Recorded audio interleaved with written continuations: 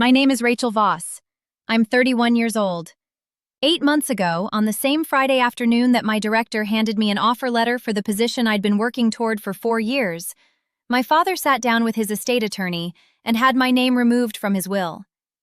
I didn't know about the will that day. I found out 3 weeks later, the way you find out things in families like mine, sideways, through someone who assumed you already knew. What I didn't find out until the following Monday was that my father's accountant, a quiet man named Gerald Fitch who had managed the family finances for 19 years, had picked up the phone and called me. Not my brother, not my father, me. Gerald said 4 words before anything else. "Rachel, we need to talk." What he told me in the next 20 minutes changed everything I thought I understood about my father's money, my brother's life, and the reason my name had been erased from a document on the best day of my professional career. Before I tell you what Gerald said, please like and subscribe, but genuinely only if this story is speaking to you. And drop a comment below. Where are you watching from and what time is it there? I love knowing who's in this community with me. Now let me take you back to where it all began. Growing up in Charlotte, North Carolina, I understood the rules of our household without anyone spelling them out. My family. Dad, Thomas Voss, commercial real estate developer, self-made in the way that made him believe his judgment was infallible. He built his first property at 32 and never fully stopped reminding us. Mom passed away when I was 11. Her absence left a shape in our family that everyone moved around differently. My brother Caleb, 4 years older, Dad's mirror, the son who got the handshakes and the golf invitations, and the first-floor office in Dad's firm. Me, the daughter who was smart, Dad said, but smart in a way that would probably be better used somewhere else. I was told early and often that I wasn't suited for real estate. Not unkindly, always framed as guidance. Dad said I was too analytical for client relationships, too cautious for the risk tolerance the business required. He said these things the way people say things when they've already made up their mind and are looking for language to justify it. Caleb, meanwhile, had been groomed for the business since he was 16. The imbalance showed up in small ways first. When I was 17, I was accepted into the business honors program at the regional university, competitive, merit-based, full scholarship. I told my father at dinner. He nodded, asked Caleb how his internship application was going, and we moved on. That same week, he hired a private college counselor to help Caleb apply to business schools, at a cost I later learned was $4,500. I told myself my scholarship was proof I didn't need the help. Maybe that was even true.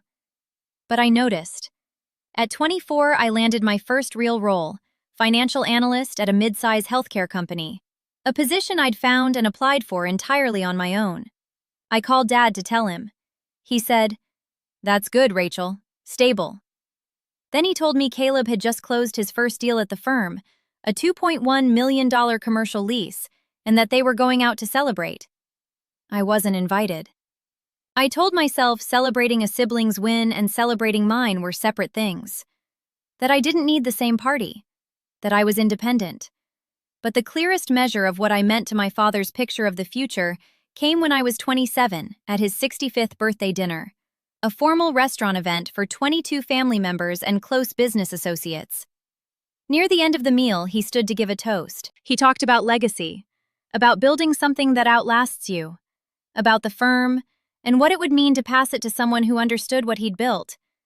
He looked at Caleb for nearly the entire toast. I was seated 4 chairs down, next to an aunt I barely knew. He did not say my name. I drove home that night and sat in my parking garage for 15 minutes. Not crying, just sitting with the specific weight of being subtracted from someone's vision of the future while still being present at the table. I told myself it was his business and his right. I was still telling myself that 3 years later. The promotion had been 4 years in the making. I joined Meridian Health Partners as a senior analyst and worked in a focused, deliberate way that I'm genuinely proud of. I built financial models that the CFO started presenting directly to the board. I identified a billing inefficiency in our largest contract that saved the company $340,000 in a single quarter. I earned 2 performance bonuses, totaling $18,500, that I quietly reinvested rather than spent. When the Director of Financial Strategy role opened, I applied internally, competed against 2 external candidates, went through 4 rounds. On a Friday in September, at 3:47 p.m., my director handed me the offer letter. Director of Financial Strategy, $127,000 base salary, plus performance incentives. I sat in my car in the Meridian parking structure and called the one person I called for things like this. My mother's sister, Aunt Diane, who'd been the closest thing to a steady maternal presence I'd had since I was 11. She picked up on the second ring and screamed so loudly I had to hold the phone from my ear. I called my father next. The phone rang 5 times. Voicemail. I left a message. Warm, specific, a little nervous in the way you're always nervous telling a parent something you want them to be proud of. I said I'd gotten the promotion. I said I was really happy. I said I'd love to tell him about it over dinner if he was free. He texted back 2 hours later. Congrats! Talk soon. That was it.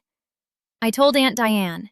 She said, Rachel, at some point you have to stop expecting a different answer from a question you already know. She wasn't wrong. I just wasn't ready to fully hear it yet. What I didn't know, what I had no way of knowing, was what my father had done that same afternoon. His name was Gerald Fitch, and I'd met him exactly twice at family events over the years. A quiet, precise man in his late 50s who had managed my father's personal finances and estate planning since I was in middle school. He'd always been courteous to me in the particular way people are courteous to the person they suspect is being treated unfairly. 3 days after my promotion, Caleb called me. He was trying to sound casual in a way that meant he wasn't.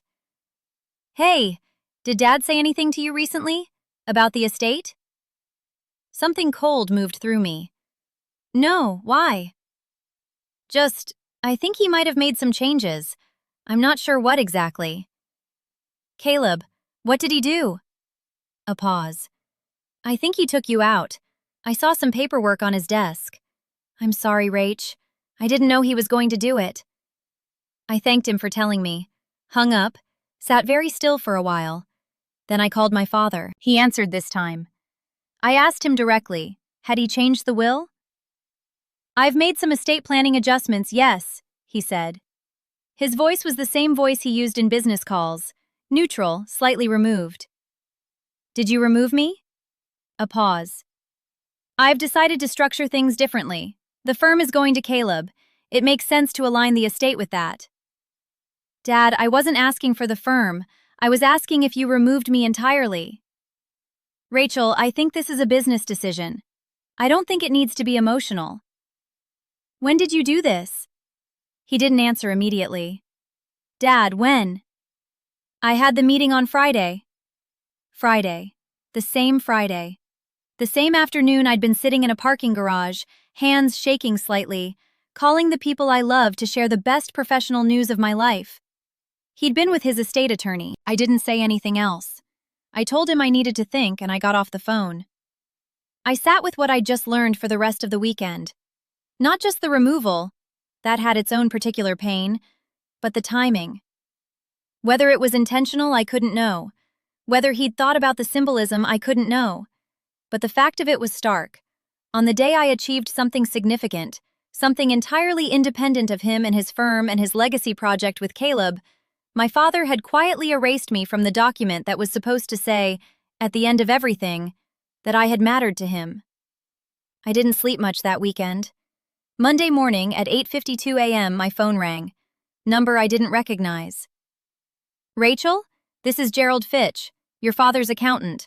I'm sorry to call out of the blue, but I think you deserve to know some things. Gerald had been with my father for 19 years. He was not, he was careful to say, calling to violate any professional confidence. What he was calling about was something that had been troubling him for a long time, and that the events of the previous Friday had moved from troubling to something he couldn't sit with quietly. I've watched your father's financial picture for nearly 2 decades, Gerald said. I know where everything goes, and I've watched a pattern for a long time that I think you should understand. He told me what he knew. Over the past 6 years, my father had transferred money to Caleb in amounts that had never been disclosed to me. Not gifts, exactly, structured differently. Down payment on Caleb's house, $95,000, documented as a personal loan, with a repayment schedule that had been quietly waived 2 years in. A $40,000 capital injection into a side business Caleb had started that failed within 18 months, written off as a loss. Monthly supplemental income to Caleb's household, transferred as consulting fees to a company Caleb nominally owned, totaling approximately $230,000 over 5 years. The numbers came slowly, clearly, the way Gerald clearly spoke in all things. "I want to be clear," Gerald said. "I'm not your father's adversary. But the estate change on Friday, I was not in favor of it. I've expressed that. And I think you have a right to know that what you're being cut out of isn't just a symbolic gesture. There are assets attached." The estate, as structured before the change, had been split. The firm to Caleb, and a combination of liquid assets and property to me. Assets Gerald estimated at approximately $380,000. That was what had been removed. "Why are you telling me this?" I asked. "Because your father is a proud man who has made a mistake," Gerald said. "And because I knew your mother. And I think she would have wanted you to know what you're dealing with." I sat with that for a long time. Then I called Aunt Diane. Aunt Diane was a retired family law paralegal with 30 years of watching situations exactly like mine unfold in courtrooms and conference rooms and family living rooms. She'd never said a harsh word about my father directly. She'd loved my mother too much to draw battle lines out of loyalty to her memory. But she'd watched our family for 20 years with the quiet attention of someone who kept her own records. "First," she said, "you're not doing anything rash. You're going to take 30 days and get informed." She walked me through what I needed to understand. An adult child has no legal right to inheritance. My father could structure his estate any way he chose. That wasn't the question. The question was whether there were any elements that affected me in ways that went beyond the will itself. Joint assets, named beneficiaries on accounts, anything in my mother's estate that had passed to my father and carried any original designation toward me. "Do you have anything in writing?" Diane asked. "Has he ever put anything in writing to you about the estate?" I thought. And then I remembered. 4 years earlier, when I'd asked my father a direct question about long-term financial planning, I'd been reading about estate structures and had wanted to understand our families. He'd sent me an email. Short, probably written in 5 minutes. But in it, he'd said, "The estate is split between you and Caleb as beneficiaries, with the firm going to him and liquid assets and the Asheville property to you." I found the email in 40 seconds. Diane was quiet for a moment when I read it to her. "That's not a legal instrument," she said, "but it's context, and it demonstrates prior representation." Over the next 6 weeks, working with an estate attorney Diane connected me with, I came to understand my situation fully. The direct inheritance wasn't contestable in the traditional sense, but the picture of asset transfers to Caleb, the undisclosed amounts, the structured loans, the consulting payments, those were relevant context for understanding the estate's real distribution, and an attorney could make that case in mediation if it came to that. More importantly, I wasn't the person without resources my father may have imagined when he sat down with his attorney that Friday. I had a $127,000 salary. I had $18,500 in reinvested bonuses. I had Gerald Fitch's account of the pattern. I had Diane.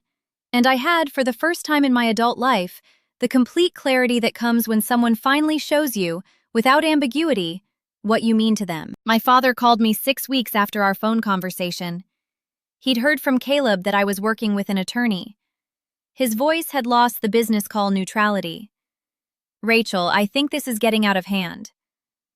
"I don't think it is," I said. "I made a decision about my estate, that's my right." "It is," I said, "and I made a decision to understand that decision fully. That's mine." "An attorney, Rachel, seriously." "You used an attorney to remove me from your will on the afternoon of my promotion, Dad. I used one to understand what that means. I think that's reasonable." A long silence. "I didn't know it was the same day," he said.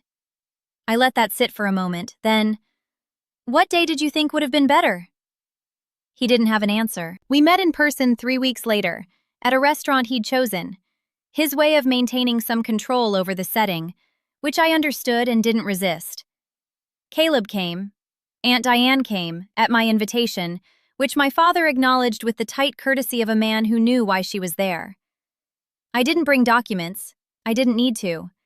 I told my father what his accountant had told me.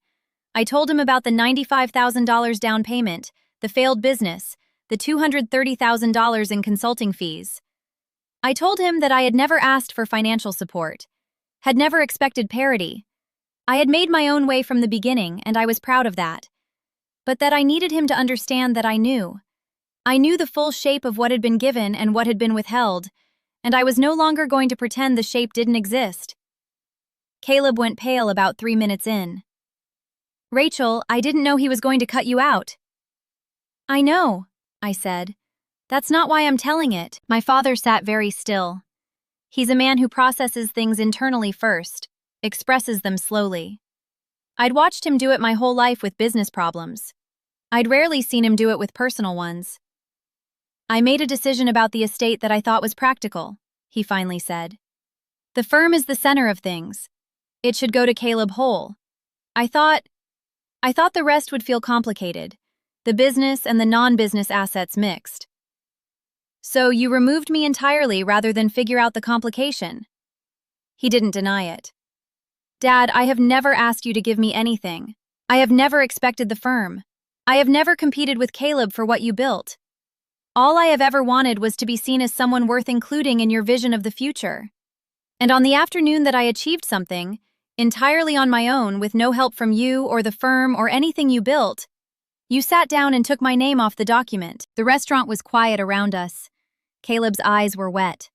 Aunt Diane sat perfectly still. My father looked at the table for a long moment. "I've made mistakes in how I've treated you," he said. "I know that. I've known it for a while." "I know you know," I said. "I need to know what you're going to do about it." That conversation lasted 2 hours. At the end of it, my father agreed to meet with his estate attorney again, with me present alongside my own attorney, to restructure the will in a way that acknowledged both children equitably, without touching the firm's succession plan. Caleb agreed immediately, and said he'd been uncomfortable with the arrangement from the moment he'd seen the paperwork. Gerald Fitch, when I told him the outcome, said only, "Good." Then he asked if I wanted him to continue in his role given everything. I told him yes. His 19 years of records were going to be a lot more useful to me going forward than they would be to anyone who'd prefer I didn't have them. 8 months out from that Friday, my life looks like this. I'm 5 months into the director role, and it's exactly as hard and exactly as right as I thought it would be. My team of 6 people includes 2 analysts I mentored before my promotion, which is one of the things I'm most proud of professionally. The year-end performance incentive came through at $14,200. I used it to max out my retirement account and put $4,000 toward a trip to Portugal I've been planning for 3 years. The estate has been restructured. It took 2 months of careful, occasionally uncomfortable meetings. The liquid assets and the Asheville property remain designated to me. The firm goes to Caleb. It's equitable in the way it should have been all along. My father and I are building something different, slowly, with more honesty than we've used before. He came to Charlotte for a weekend last month and met 2 of my colleagues at dinner. He asked questions about my work with what seemed like genuine curiosity, not the polite nodding version I'd grown up with. It's imperfect. There are decades of habits between us that don't dissolve because one conversation went well. But we're trying. And for the first time, I believe he actually sees me. Not as the daughter who wasn't suited for the business, not as the one who managed fine on her own, but as a person he underestimated and is now, late and imperfectly, trying to make room for. I think about Gerald Fitch a lot. A quiet man who decided, after 19 years of watching something unfold, that the next right thing was to pick up the phone. He didn't have to do that. It cost him something. The ease of his professional relationship with my father shifted after my father learned he'd called me. Gerald told me he'd been prepared for that. "I've been doing this long enough," he said, "to know the difference between a financial error and a moral one." If you're watching this and you've been the one who makes your own way, the one who doesn't ask, doesn't push, doesn't want to make it complicated, I want to say something to you directly. Making your own way is something to be proud of. But it is not permission for the people who love you to take your independence as an invitation to stop seeing you. You being capable is not the same as you not mattering. You not asking is not the same as you not deserving. I spent years interpreting my father's neglect as a statement about my self-sufficiency. I told myself I didn't need what was given freely to Caleb. And in a practical sense, I was right. I built a career and a financial life that were entirely mine. But I needed to be seen. That's not weakness. That's just what it means to be someone's child. If the people in your life are reading your strength as permission to overlook you, you are allowed to correct that reading. Quietly, clearly, with documentation if necessary. You don't have to wait for a Gerald Fitch to call you. But if he does, pick up. If this story reached something in you today, leave a comment. I read all of them. Tell me, have you ever had someone outside the situation see your family more clearly than the people inside it? What did that change? Subscribe if you want to stay in this space. These are real stories, told as honestly as I know how to tell them. Take care of yourselves. You are always worth including.